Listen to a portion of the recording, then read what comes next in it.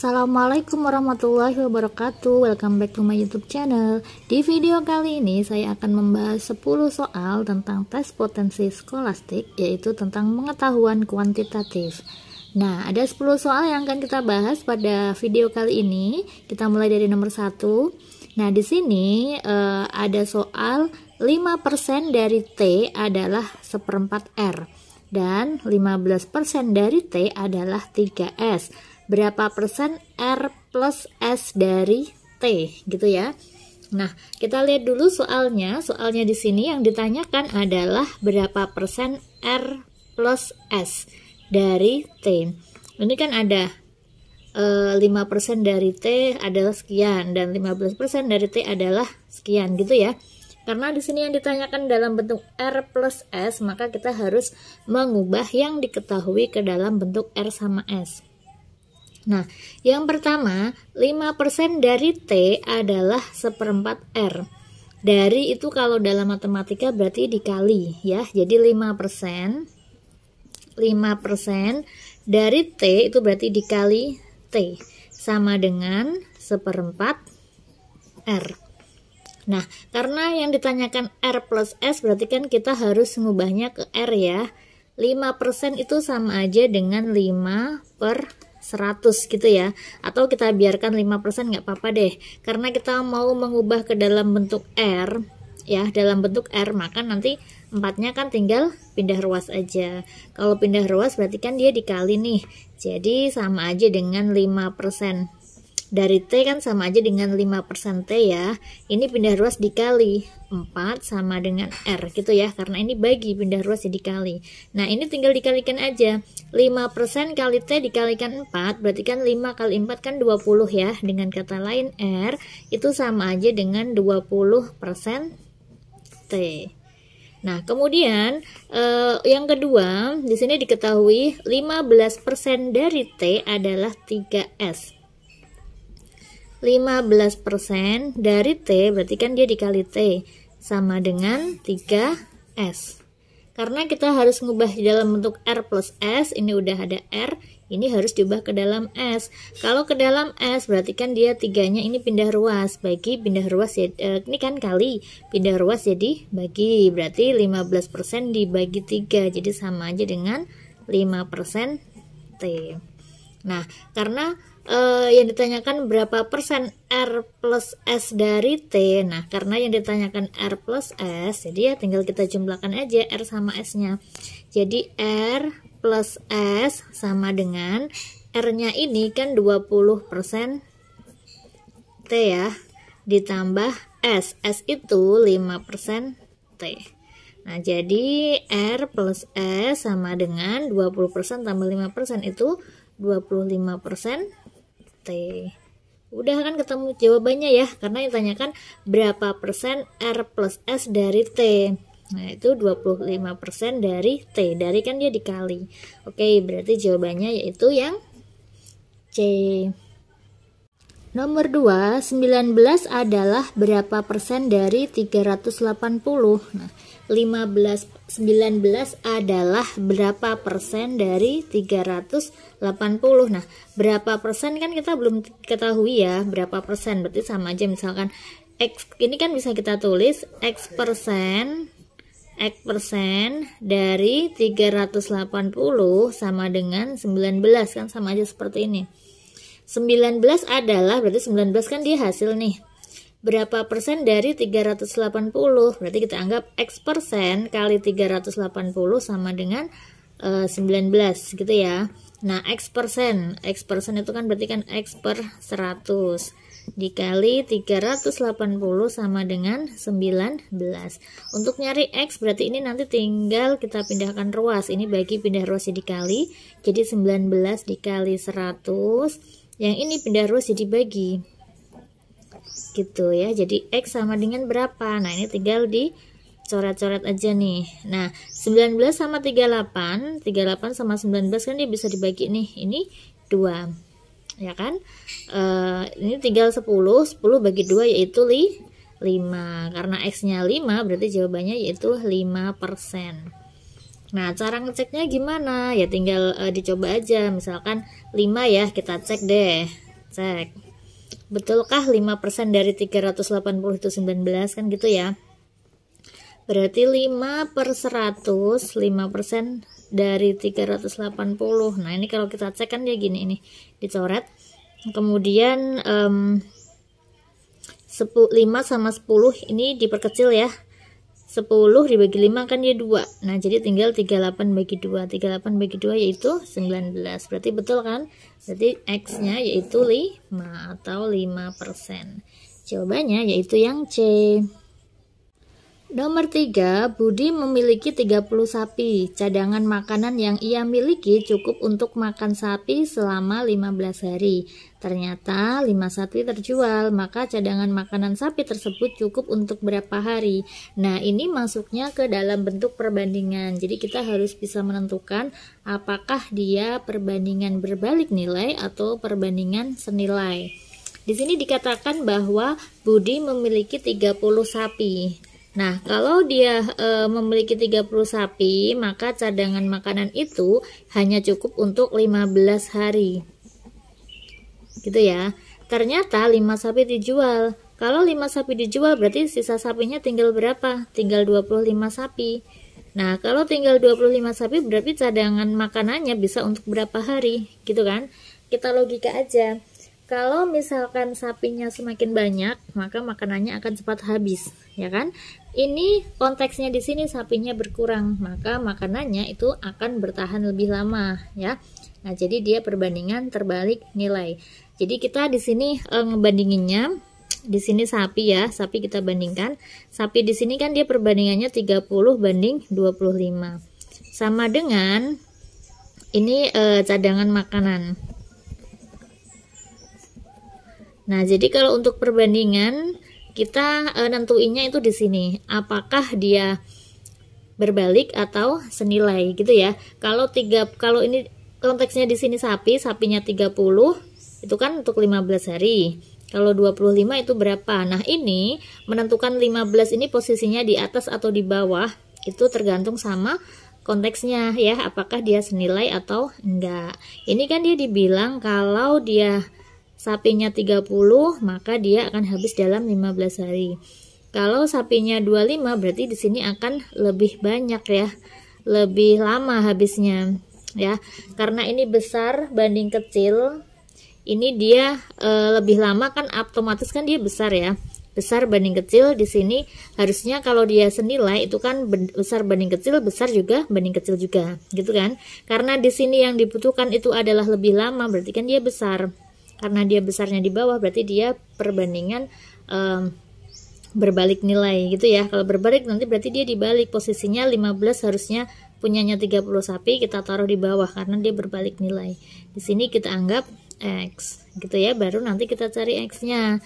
Nah, jadi X sama dengan 30/25, ini dia dikali 15. Nah, ini tinggal diperkecil aja, sama-sama dibagi 5. Ini bagi 5 itu 3, ini 5. Kemudian 30 bagi 5 itu 6, dikalikan 3 sama dengan 18. Maka cadangan makanannya akan habis untuk 18 hari. Jawabannya yaitu yang B. Nomor 4, jika 0 kurang dari X kurang dari 1, kemudian P-nya yaitu 1/X dan Q-nya sama dengan 1/X kuadrat, maka hubungan P dan Q adalah, nah di sini konteksnya adalah kalau ada pecahan atau pecahan ya, penyebutnya semakin besar, maka hasilnya itu akan semakin kecil, ya kan? Jadi kalau misalkan kita punya pecahan nih 1 dibanding X, kalau X-nya ini kan dia namanya penyebut ya. Nah, kalau penyebutnya semakin besar, maka hasilnya akan semakin kecil. Tapi kalau penyebutnya semakin kecil, maka hasilnya itu semakin besar. Misalkan contohnya gini, 1/10 sama 1/2, hasilnya besaran siapa? Nah, 1 dibagi 10, 10 sama 2 kan besaran 10 ya. Kalau misalkan dia pembaginya besar, maka hasilnya lebih kecil. Nah, sedangkan ini pembaginya sedikit, maka hasilnya lebih besar. Nah, 1 ini kita anggap roti deh. Roti kalau dibagi 2 itu kan misalkan dibagi sama 2 anak, berarti kan masing-masing anak itu dapat setengah bagian ya.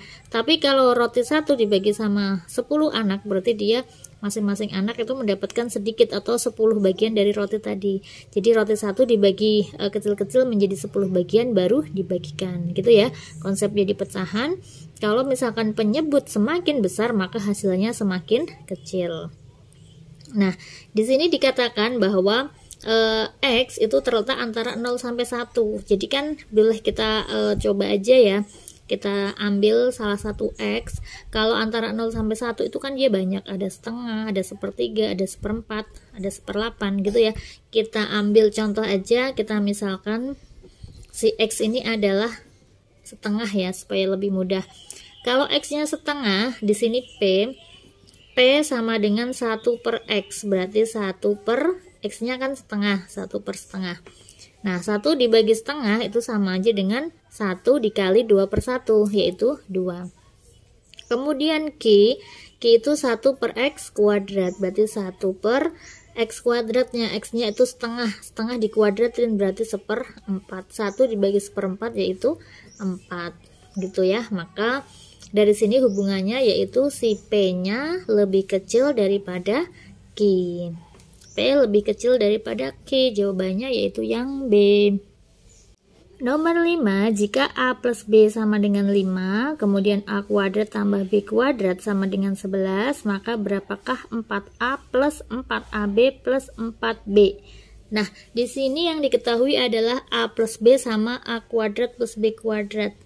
Ini dua ini kan dia memiliki hubungan ya. Hubungannya apa? Nah, kita punya rumus persamaan kuadrat. Kalau ada A plus B dikuadratin itu kan sama aja dengan A kuadrat ditambah B kuadrat ditambah 2AB, gitu ya.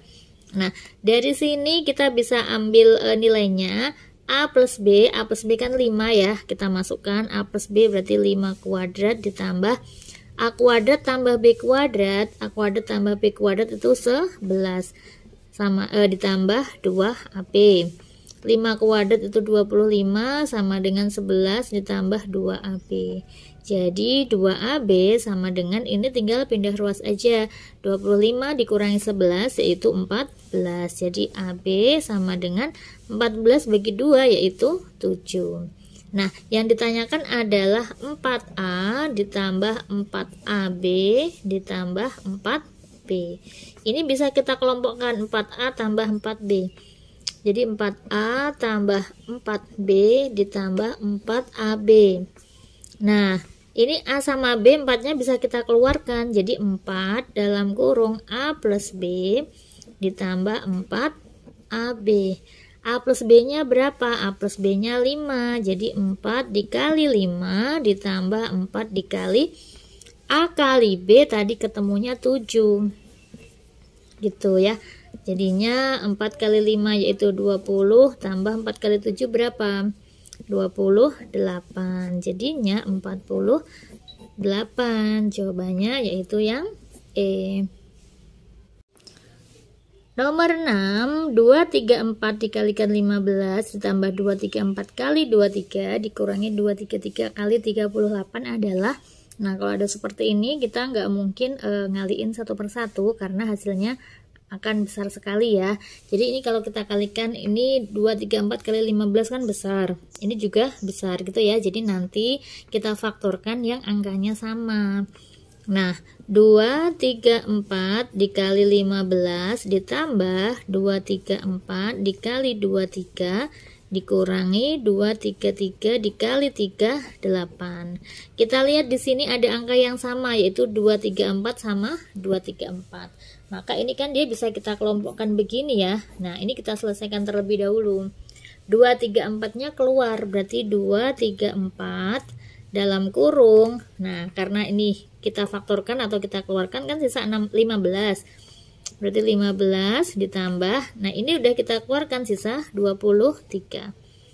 Gini, ya kan? Karena kalau kita kalikan satu per satu, 234 kali 15, terus ini 234 kali 23, gitu ya. Dikurangi, masih dikurangi ini ya, tetap 233 dikali 38. Nah, kemudian 234 dikali 15 tambah 23 itu 38. Nah, dikurangi 233 dikali 38. Nah, ini sama lagi, ada 38, ada 38, berarti keluar juga ya. Jadi 38 dalam kurung, ini udah kita keluarkan, berarti sisa 234. 234 dikurangi, ini udah kita keluarkan, sisa 233. Nah, jadinya 38 dikali 234 dikurangi 233 itu 1, jadinya 38. Jawabannya yaitu yang D. Nomor 7 ini masih perbandingan juga. Jika A sama dengan berat kotak X, kotak yang masing-masing beratnya Y kilogram. Gimana nih? Jika A sama dengan berat kotak X, kotak yang masing-masing beratnya Y kilogram, dan B berat kotak Y kotak yang masing-masing beratnya X kilogram. Agak ambigu ya, tapi ini bisa kita selesaikan. Nah, jika A sama dengan berat kotak X, kotak yang masing-masing beratnya Y kilogram. Oke, berarti A ini ada A ini merupakan berat dari X kotak. Jadi X kotak ya, X kotak. Nah, masing-masing kotak itu beratnya Y kilogram. Berarti A ini kita anggap berat total ya, berat total X kotak dikalikan beratnya yaitu Y kilogram. Ini berarti Y kilogram per kotak.